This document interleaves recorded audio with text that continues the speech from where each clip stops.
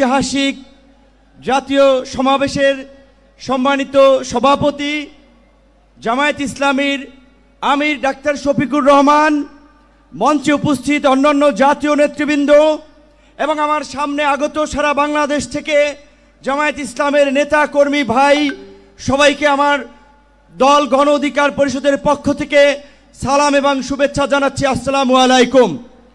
প্রিয় বন্ধুগণ, আপনাদেরকে একটি কথা স্মরণ করিয়ে দিতে চাই। আপনারা যদি ইসলামী রাজনীতি করেন, ইসলামী মূল্যবোধকে সামনে রেখে কথা বলেন, নিশ্চয়ই আপনারা জানেন আল্লাহ তাআলা মানুষকে ধন সম্পদ এবং ক্ষমতা দিয়ে এবং নিয়ে পরীক্ষা করে।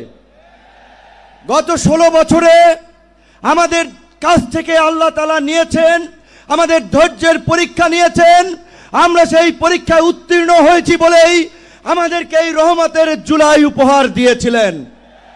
যেই জুলাইয়ে আমরা বাংলাদেশের মানুষের উপরে চেপে থাকা দৈত্য দানবের মতো 16 বছরের ফাঁসিবাদকে পরাজিত করেছি। কিন্তু আমরা ওই যে আপনার হাদিসে আছে, বিপদ কেটে গেলে মানুষ উৎফুল্ল হয়, অহংকারী হয়। তাই আমরা দেখতে পাচ্ছি এই গণ অভ্যুত্থানে আমাদের অংশীজনেরা মজলুম রাজকে উৎফুল্ল অহংকারী হয়ে জালিম হয়ে উঠছে। তাই আপনাদেরকে মনে করিয়ে দিতে চাই, আমরা যদি সীমা লঙ্ঘন করি, শেখ হাসিনার মতো আল্লাহ পাকও কিন্তু আমাদেরকে ছাড় দিবেন না।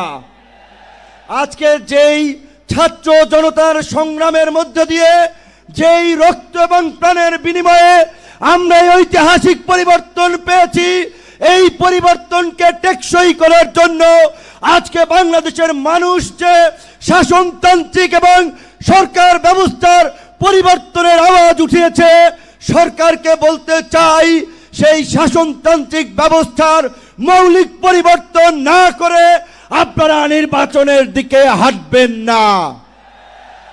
নির্বাচনের আগে সমস্ত রাজনৈতিক দল যেন নির্বিঘ্নে প্রচারণা করতে পারে, নিরপেক্ষ একটি প্রশাসনিক এবং রাষ্ট্র ব্যবস্থা থাকে, সেই লেভেল প্লেইং ফিল্ড নিশ্চিত করতে হবে, যেটা আজকের এই সমাবেশের একটি দাবি। একই সাথে আমরা বলতে চাই, গত এই 11 মাস ধরে স্থানীয় সরকারের কোনো জনপ্রতিনিধি নাই, মানুষের একটা চরম ভোগান্তি। তাই অনতিবিলম্বে স্থানীয় সরকার নির্বাচনের মধ্য দিয়ে জনগণের এই দুর্ভোগ লাঘব করেন। আমার ভাই, আমার সহকর্মী, সহযোদ্ধা বন্ধু জাহিদুল ইসলাম বলেছে, আমিও তার সাথে একাত্মতা পোষণ করে বলতে চাই। অনেকেই আমাকে ইয়ার্কি করে বলে, ভাই ডাকসুর চাবি কি আপনি নিয়ে গেছেন নাকি? ডাকসু তো আর খোলে নাই আপনার পরে। তো আমি বলতে চাই, ডাকসু সহ সকল ছাত্র সংসদ নির্বাচনের মধ্য দিয়ে ছাত্র রাজনীতিতে একটি গুণগত পরিবর্তনের ধারা এই সরকারকে শুরু করতে হবে।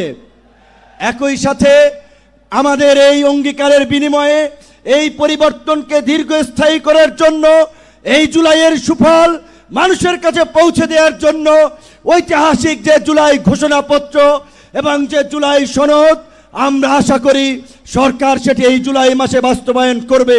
অন্যথায় জুলাইয়ের অংশীদাররা এই সোহরাওয়ার্দী উদ্যানে যেমনি কিছুদিন আগে ইসলামী আন্দোলন সমাবেশ করছে, জামায়াত করছে, অন্যান্য দল করছে, সরকার যদি জুলাইয়ের ঘোষণা এবং জুলাই সনদ দিতে ব্যর্থ হয়, আমরা জুলাইয়ের অংশীদাররাই ঐক্যমতের ভিত্তিতে এই সোহরাওয়ার্দী উদ্যানে আমরা ঘোষণা করব।